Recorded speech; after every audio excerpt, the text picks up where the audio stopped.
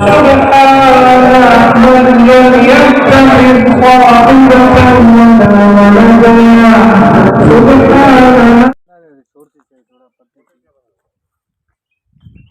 علیکم ورحمۃ اللہ وبرکاتہ۔ دوستو، یہ ہم پریالوں کی طرف آئے ہیں جہاں پر ہماری زمینیں ہیں آبا و اجداد کی ماشاءاللہ۔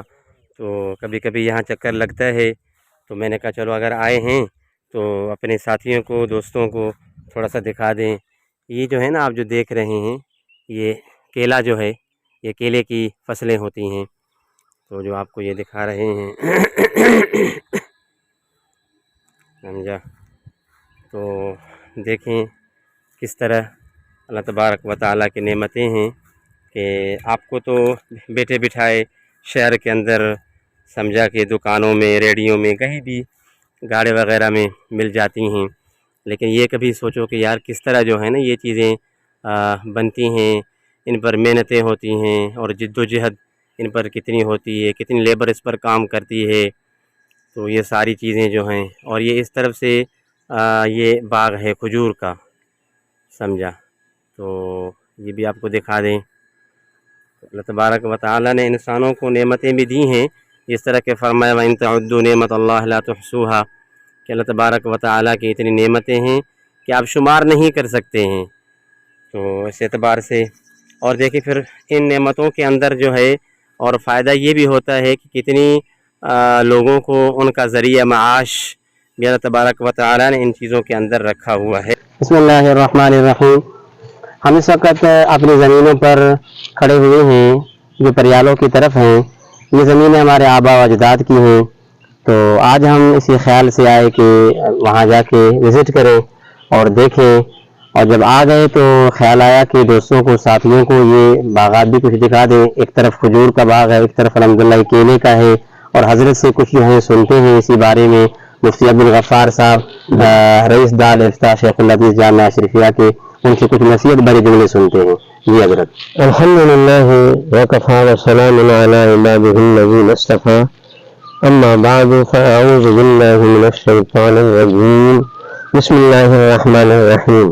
افرأیتم ما تحرثون اانتم تزرعونہ ام نحن الزارعون لو نشاء لجعلناه حطاما فظلتم تفکہون۔ صدق اللہ العلی العظیم۔ بھائی مفتی زیر صاحب، قاری عبدالباسط صاحب، یہ بات بالکل آپ کی صحیح، اللہ تعالیٰ کی ایک عظیم نعمت ہے، یہ ہماری جدی پشتی ملکیت ہے اور اللہ کے فضل کرم سے آباد ہے۔ اور آپ خود دیکھ رہے ہیں کہ ایک طرف ماشاءاللہ یہ کیلے کا فصل ہے اور بہت بہترین ہے، جس کے لیے اللہ تعالیٰ نے خود قرآن کریم میں ذکر فرمایا ہے۔ اللہ فرماتے ہیں میری نعمت سمجھو کہ یہ جو تم کھیتی باڑی جو کچھ کرتے ہو نا، بظاہر تمہارا نام ہے زارع، کاشت کرنے والے، لیکن تخلیق تاثیر کے لحاظ سے گویا کہ ہم ہی کاشتکار ہیں۔ بے شک، سبحان اللہ۔ اس سے معلوم ہے کہ اللہ تعالیٰ کی کتنی بڑی عظیم نعمت ہے جی کہ ایک چھوٹی سی ایک دانے اٹھا کر کے وہاں کاشت کرتے ہیں، اب ماشاءاللہ کیسے رونق بھرے، تر و تازہ اور سبز سیاہ رنگ بہترین قسم کے باغ ہیں۔ پھر اللہ تعالیٰ کی بہت بڑی مہربانی دوسری طرح آپ یہ دیکھیں کہ یہ کھجی کا باغ ہے، تو اللہ تعالیٰ کی عظیم نعمت ہے۔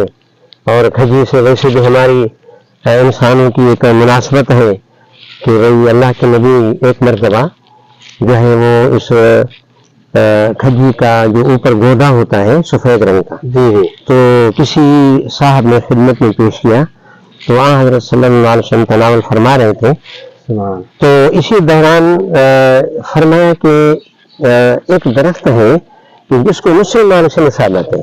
سبحان اللہ۔ حضرت عبداللہ بن عمر رضی اللہ تعالیٰ عنہ فرماتے ہیں کہ پھر جو احباب تھے حضرات صحابہ کرام جنگل کے درختوں میں پڑ گئے، اور کوئی کہتا فلاں درخت تو نہیں ہے، کوئی کہتا فلاں درخت تو نہیں ہے، اس طرح کرتے کراتے پھر اخیر میں عرض کیا کہ یا رسول اللہ آپ ہی بتائیں کہ وہ درخت کون سا ہے؟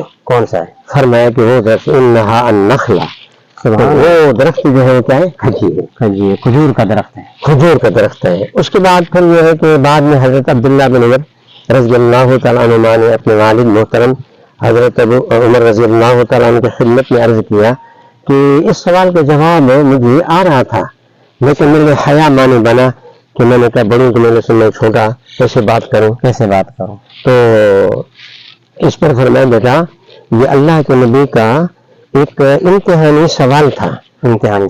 تو میں تو یہ کہہ رہا ہوں کہ نبی کے سبق میں جو ایک امتحانی سوال ہے اسے ایک سوال کا جواب اگر میرا بیٹا دیتا تو واللہ میرے لیے دنیا میں معافی سے بہتر ہوتا. ایسے تو مفتی صاحب کیسے یعنی دین کے ایک سبق اور دین کی ایک بات کا حضرت عمر کے ذہن میں کتنا بڑا اس کا قدر ہے, کتنی اہمیت ہے. اور اس کے بعد یہ بھی فرمایا کہ اس کو مسلمان سے مشابہت ہے.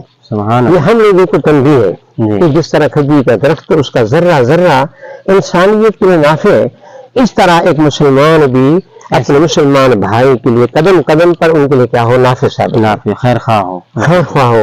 دیکھیں میرے بھائی عزیز یہ درخت ہے سبحان اللہ, کہتے ہیں کہ اس کی ہر چیز انسان کے کام آتی ہے. اور اس کے جو ہے چھڑوں کے یہ نا ٹکڑے جڑوں میں ہیں یہ جلانے کے کام آتے ہیں. اس طرح درمیان جو چھال ہے یہ گدوں میں کام آتی ہے اور اس طریقے سے جو ہے کرسی میں کام آتی ہے. پھر اوپر ان کے جو ٹہنیاں ہیں پھر ان کے پتے ہیں یہ چٹائی میں کام آتے ہیں.